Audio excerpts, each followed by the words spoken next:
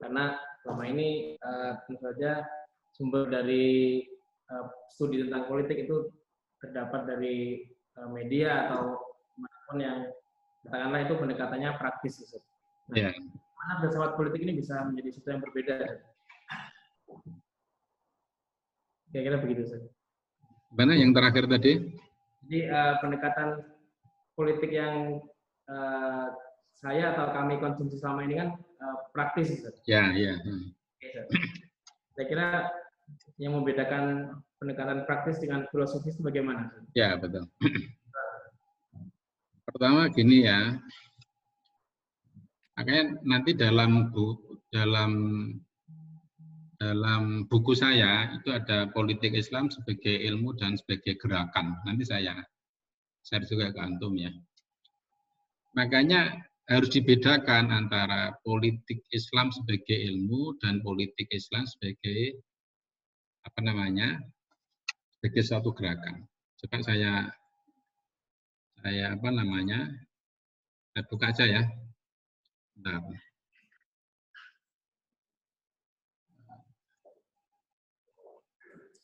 Politik, pengantar politik itu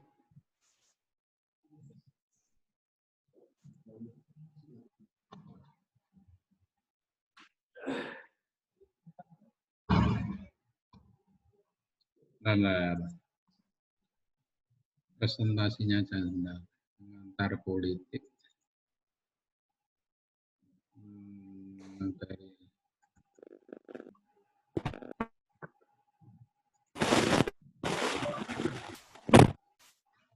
bagus ya.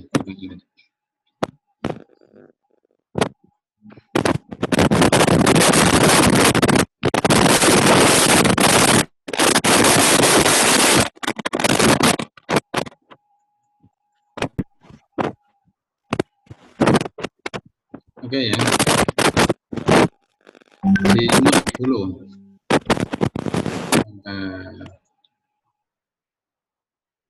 Yang berapa mana ini? Oke ya.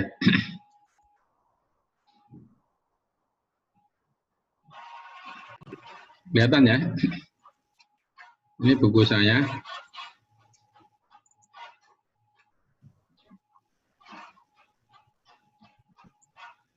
Saya mencoba menjawab dari apa yang untuk sampaikan tadi, ada politik sebagai ilmu dan politik sebagai suatu gerakan. Politik sebagai ilmu itu adalah tentang konsep-konsep politik ya. Tapi sebelumnya sebelum politik sebagai ilmu dan politik sebagai gerakan itu saya singgung dulu tentang teologi politik Islam. Ini saya kira penting juga untuk jadikan sebagai bahan referensi ya. Teologi politik Islam ini adalah menjelaskan tentang gimana sih posisi politik di dalam Islam itu. Saya bicara tentang sumuliyatul Islam. Karakteristik dari ajaran Islam itu bersifat sumuliyah ya. Gampangnya sederhana itu urusan yang kecil-kecil aja diatur. Orang menyingkirkan jarum itu aja jarum atau orang mau masuk WC, keluar WC diatur ya. Mau makan dia. Urusan negara masa nggak diatur. Yang kedua, bahkan kalau nanti kita perhatikan, ketika Rasulullah SAW itu ketika bicara tentang akidah, itu sebenarnya kalau antum perhatikan itu ada tekanan-tekanan yang muatan-muatan politik yang cukup besar. Misalnya saya ambil contoh. Ketika Rasulullah berhadapan dengan para elit Quraisy waktu itu, salah satu yang didiskusikan begini, maukah aku tunjukkan suatu kalimat, dengan kalimat itu kamu bisa menguasai Arab dan di luar Arab. Antum perhatikan, kata-kata menguasai Arab dan maukah aku tunjukkan satu kalimat, dengan kalimat itu kamu bisa menguasai wilayah Arab dan di luar Arab. Azam ya, azam. Kata Abu Jahal, kok 1 kalimat, 10 kalimat pun akan saya lakukan. Rasulullah mengatakan, ucapkanlah kalimat la ilaha illallah Muhammadar Rasulullah. Kata ini kan biasa ya, tapi yang menarik, yang pertama tadi, dengan mengucapkan kalimat la ilaha illallah tadi akan menguasai Arab dan di luar Arab. Ini saya bicara masih teologi politik Islam. Yang kedua, itu yang menarik adalah reaksi ketika disampaikan. Ucapkanlah kalimat la ilaha illallah Muhammadar Rasulullah. Apa kata para ilmuwaris itu? Ini adalah kalimat yang dibenci oleh raja-raja. Ini adalah kalimat yang dibenci oleh raja. Itu politik sekali.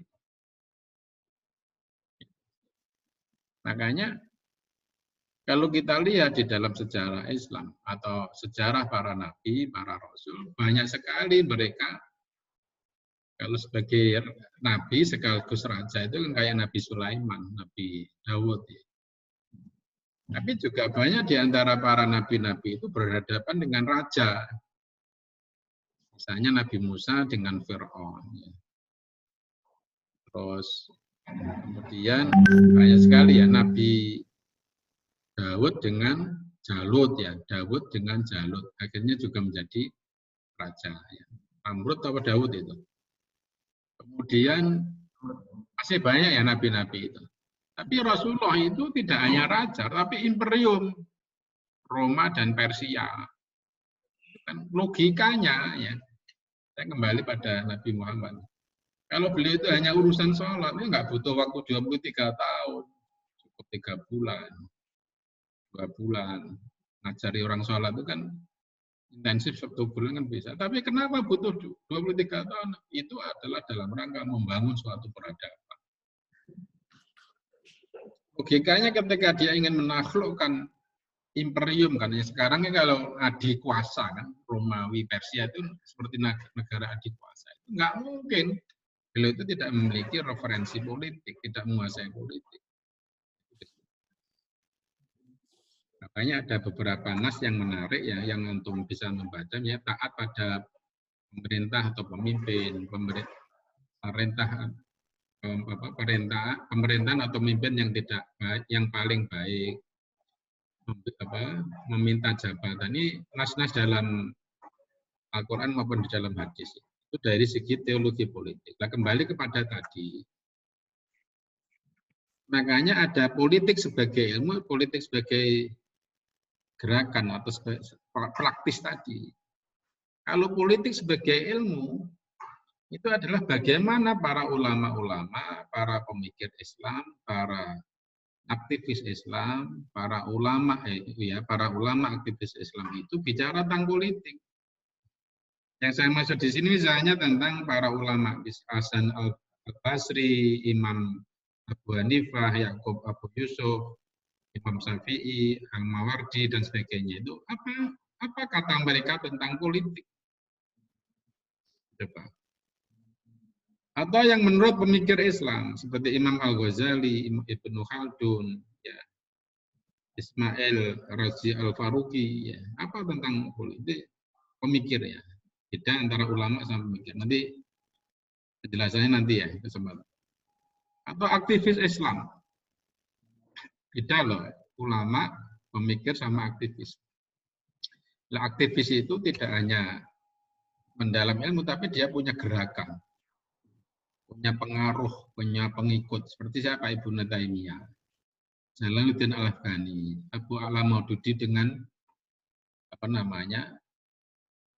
Jamiat Islaminya ya, namanya di Pakistan itu. Hasan Al-Banna dengan Al-Ikhwan Muslimunnya. Muhammad Nasir dengan Masuminya ya. Kartosuwiryo dengan Syarikat dengan NII-nya dan sebagainya. Ini aktivis.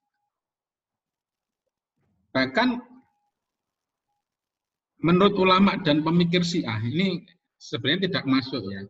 Tapi karena di dalam sejarah Islam itu juga bersinggungan. Ini saya angkat misalnya seperti bagaimana pendapat Ali Syariati ya, para ulama yang lain yang di Syiah itu, bahkan bagaimana para orientalis bicara tentang Islam. Itu yang saya maksud politik sebagai ilmu. Intinya apa? Ini adalah bicara tentang konsep-konsep dasar. Ya. Bagaimana Islam bicara tentang keadilan, bagaimana Islam bicara tentang apa namanya, tentang kesejahteraan umat, tentang persamaan, dan itu nanti bisa antum kaji. Nah, sekarang politik sebagai gerakan atau praktik itu adalah bagaimana mengimplementasikan Islam sebagai ilmu tadi dalam kehidupan real itu. Maka saya mengangkat tentang kasus dunia Islam, misalnya tentang masa kenabian, masa Khulafaur Rasyidin, masa Bani Umayyah, masa Bani Abbasiyah, masa Utsmaniyah, masa interupsi sejarah itu misalnya Islam di Andalusia, dinasti Syiah, Bani Fatimiyah, ya. Karena lahirnya Al-Azhar juga itu, terus kekuasaan Mongol, ya. Dan sebagainya. Ini adalah tentang apa? Politik Islam sebagai gerakan. Artinya apa yang ingin saya sampaikan? Itu berbeda sekali. Makanya kalau kita memahami konsep-konsep dasar Islam dengan memahami perilaku para politisi, itu ya sakit sekali. Misalnya kita melihat perilaku orang P3, perilaku orang PKB, perilaku orang itu misalnya itu kan karena melihat dari sisi perilakunya tadi. Tapi kalau antum memahami, punya referensi ya, tentang konsep-konsep dasar politik Islam, justru bukan membenarkan, bukan dalam arti mengikuti apa saja yang dimau oleh politisi tadi. Justru antum sebagai seorang ulama atau seorang ilmuwan Islam itu adalah melakukan apa? Melakukan semacam kritik ya terhadap perilaku-perilaku politisasi. Apakah mereka itu sesuai atau tidak dengan nilai-nilai Islam, itu akan kelihatan. Hanya persoalannya kadang-kala kita sudah terlanjur teropinikan bahwa politik itu kotor. Ya itu betul kotor karena apa? Ya karena di pelakunya adalah orang-orang yang memang tidak punya moral, orang yang tidak suka agama dan sebagainya, sehingga politik menjadi gelap dan kita terjebak, terprovokasi oleh situasi begitu, sehingga seakan-akan politik itu identik dengan konflik. Ya, sekalipun arti politik itu juga dengan konflik itu politik itu adalah soal pembunuhan dan sebagainya. Saya kira kita harus membedakan apa politik sebagai ilmu dan politik sebagai suatu gerakan. Itu ya kira-kira. Nanti saya kira nggak apa, nanti hal-hal yang seperti ini nanti akan kita sampaikan pada pertemuan. Karena ini masih perkenalan mata kuliahnya ya, profil mata kuliah filsafat politik. Ada yang lain? Cukup dulu ya. Yes, sir. Nanti saya kirim dalam bentuk YouTube ya. Tolong nanti dikomentari ya, atau memberikan catatan kritis atau apa dalam bentuk resume ya, catatan kecil sebagai bukti kehadiran antum dalam. Ini juga saya motret karena di ruang itu nggak bisa saya motretnya. Katanya 8 orang, tapi namanya kan nggak muncul ya. Sudah saya chat. Ya, nanti dasarnya di chat ini, termasuk nanti juga yang ada di YouTube ya. Nanti saya kirim. Sementara itu dulu ya, yang bisa saya sampaikan. Nanti diskusi-diskusi akan kita lanjutkan pada pertemuan berikutnya. Nanti saya 4 pertemuan lagi ya. Nanti Ustazah Rasda, Ustaz Latif, dan demikian. Semoga bermanfaat. Kurang lebihnya mohon maaf. Assalamualaikum warahmatullahi wabarakatuh. Warahmatullahi wabarakatuh. Semoga kita senantiasa dalam kebaikan dan keberkahan. Izin ya, saya melanjutkan yang lain.